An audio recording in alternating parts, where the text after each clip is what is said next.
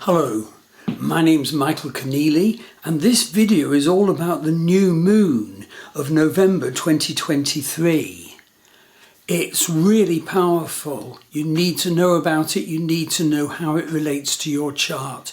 You need to make the right perceptions of how to work with its energies going forward. So the new moon of the 13th of November is a case of Uranus at 26 Aries, opposition to the new moon. So opposition Sun at 27 Libra, Moon at 27 Libra, and Mars at 28 Libra. So with Uranus opposite it, the new moon of the 13th of November is revolutionary in its energy. It's intuitive and it's healing. It will be so good for people with natal planets in Vishaka Nakshatra, which spans Vedic Libra to Vedic Scorpio. The November new moon energies take us further into a realm that is simply overwhelming. But it has very good potential for us if we can take note of its contents and how its planets form aspects to the planets in our own birth chart and then do the work. Now you can see the chart for this new moon in my Star Wheel Astrology website. It's in the More drop-down monthly astrology charts, and then go to November 2023, by the way, not the one at the top, which is November 2022. So it will really pay off for you if you identify how the planets of this revolutionary new moon interact with your natal planets. Do the work now to check out how the planets of this new moon activate the planets in your birth chart. Obviously, you can book a reading with me at any point during this lunation that's upcoming. And then make sure to respond to the karmic call that is indicated by the planets in your birth chart being activated by the planets of this new moon.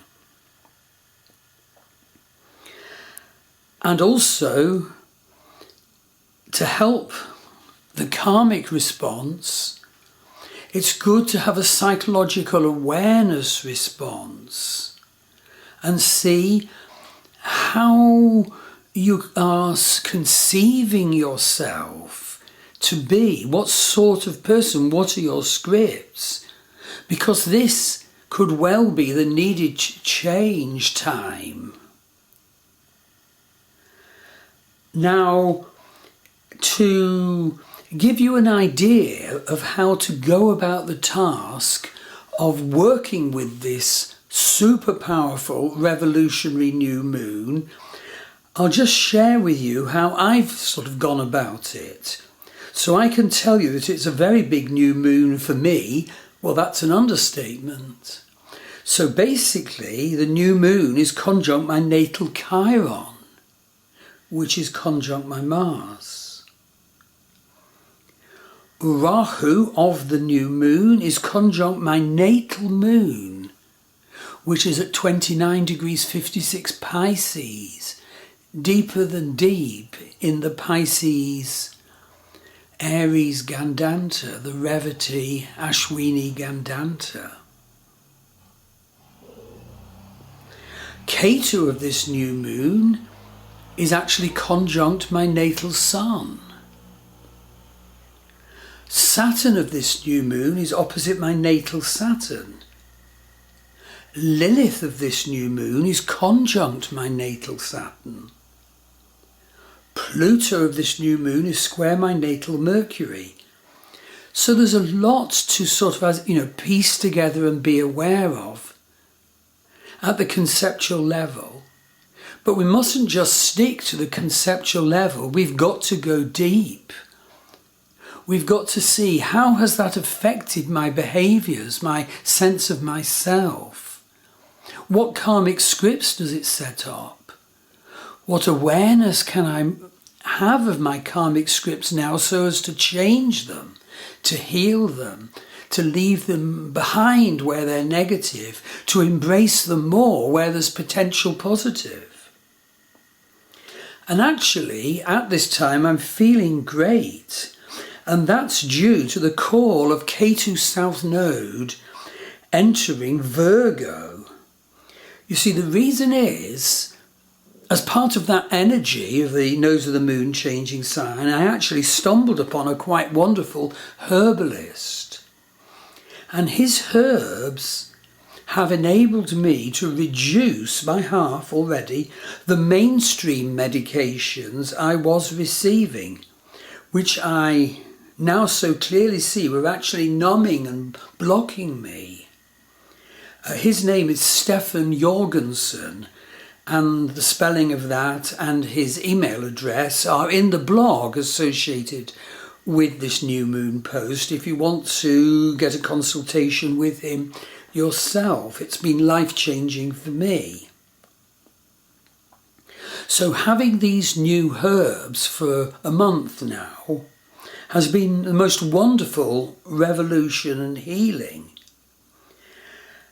And the energies of this new moon, and knowing what they are and how they interact with my birth chart, in other words, how they interact with my personality and my karmic destiny, allow me to progress this new revolution further. And I'm telling you this, so I hope the same can be true for you. I'm seeing him again next week, and I've been going so deep into my awareness of certain of my karmas, because of the nodes of the moon changing sign, for example, and the other interactions I mentioned. You too can check out what can be done to bring revolution for you. And you're certainly very welcome to contact me through my Star Wheel Astrology website to have a reading. So I'm telling you, this new moon is a special call to please each one of us bring in your needed revolution. So please take the step of working out how the planets of the new moon relate to your natal chart planets. Do crucial work around the day of the new moon to do vision work, to identify the deep meaning of each component of the new moon and how it relates to your natal planets,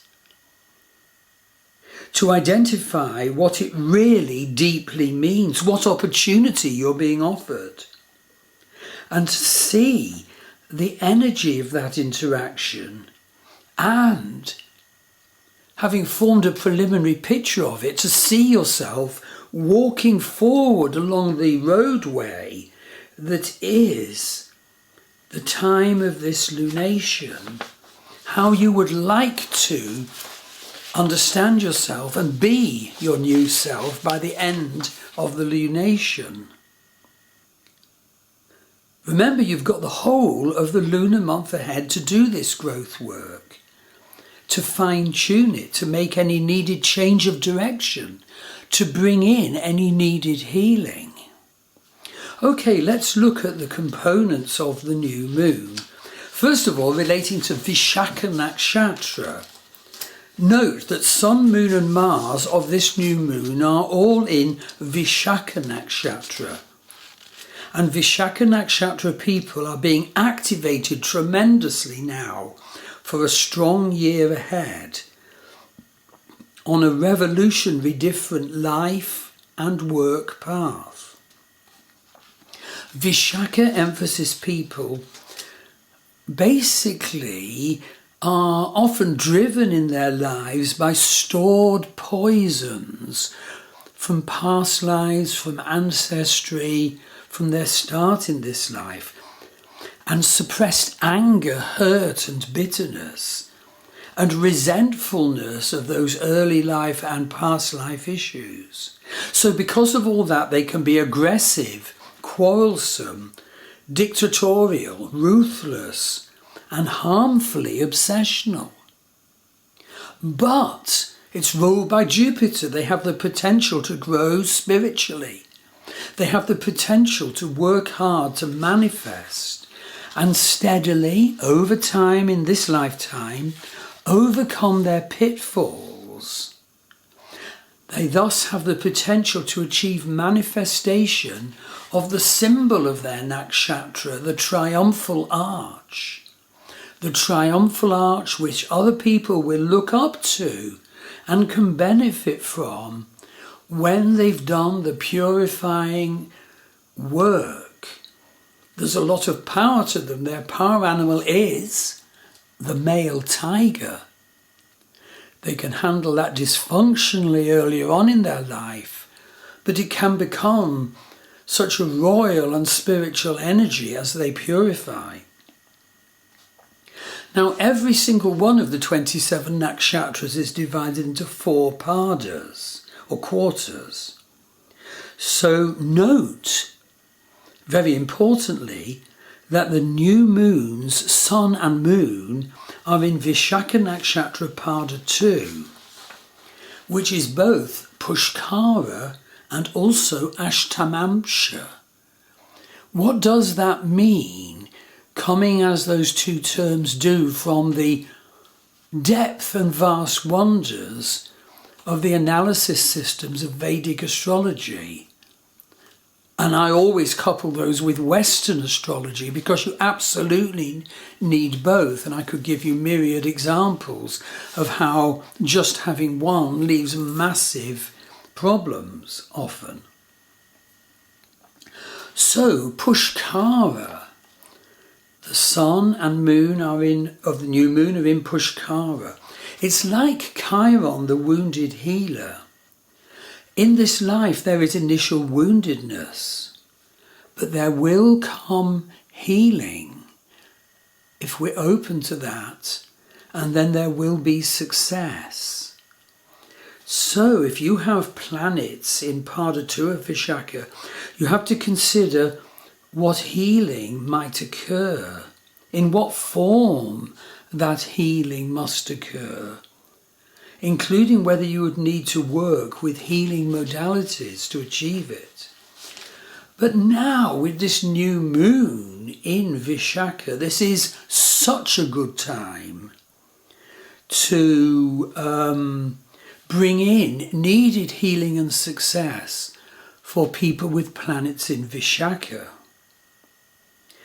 And you'll manifest the special luck or success of your Pushkara planet, but only if you work through the energy of wounding that you were born with as a start destiny, the problems that you start out with, and do that healing work. Then you will have special luck or success. But as I said, Pada 2 of Vishaka isn't just Pushkara, it's Ashtamamsha as well. So basically, if you have planets in an Ashtamamsha Pada over the nakshatras, it means there's a disconnection between you, what you want to achieve at the soul level, and you, what you want to achieve at the physical level on this earth. You're a person whose individual soul just does not understand what your divine soul wants. And this causes dreadful inner conflict. Being pulled in 2 different directions causes such problems. But once you surrender to the needed spiritual transformation, you and your life will flower. So that's Ashtamamsha. Okay, I'm now moving on to the Uranus and Jupiter energies, which are opposite the new moon. So we have Uranus at 26 Aries and Jupiter at 15 Aries. So they're sending a combined energy of revolution, blessing and expansion to the new moon. And the new moon incorporates that and radiates it out to everybody, especially those who have planets which are aspected by the planets of the new moon. Okay, what are Uranus-Jupiter energies combined? Well, they're sudden release of strain. We need that. Optimism, lucky chance, blissful realization, desire for knowledge, aspiration for inner perception, good intuition, fortunate ideas which can be realized, organizing abilities, feel for the needed new, quick grasp of a situation, prudence, farsightedness, philosophical interests, love of freedom, urge for independence.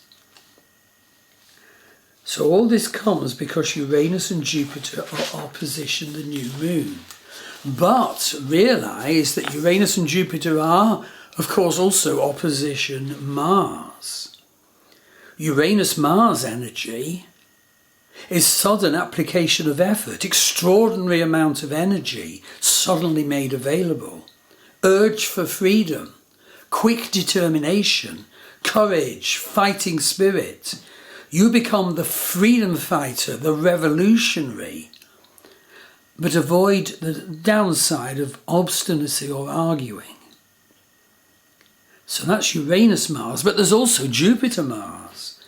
Jupiter-Mars is successful creative activity, successful enterprises, directed willpower, love of enterprising, blessing and the joy of living, organizing talent, creative power, ability to procreate, being the capable organizer, having fortunate business deals, but avoid exaggeration, haste or immoderation. Okay, now let's go on to the nodes of the moon which are part of this new moon. So the nodes of the moon change sign from the Libra-Aries axis to the Virgo-Pisces axis on the 30th of October just gone. And so there's a big change in the energies of fate. Virgo and Pisces are being now activated instead of Libra-Aries. So Ketu entering Virgo, above all, is a call for each one of us humans to become less critical and therefore, more loving.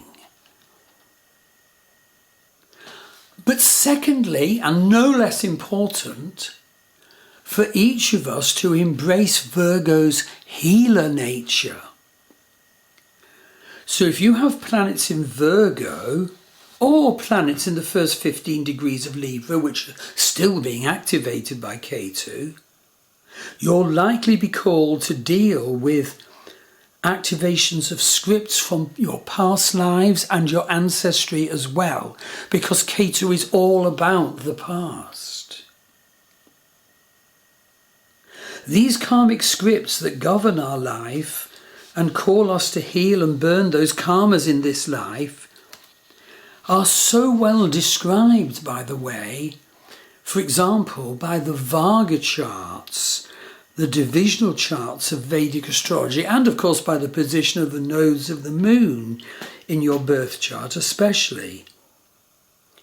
So it's a very good time to get a reading from me as to your karmas and your life purpose arising from the nodes changing sign.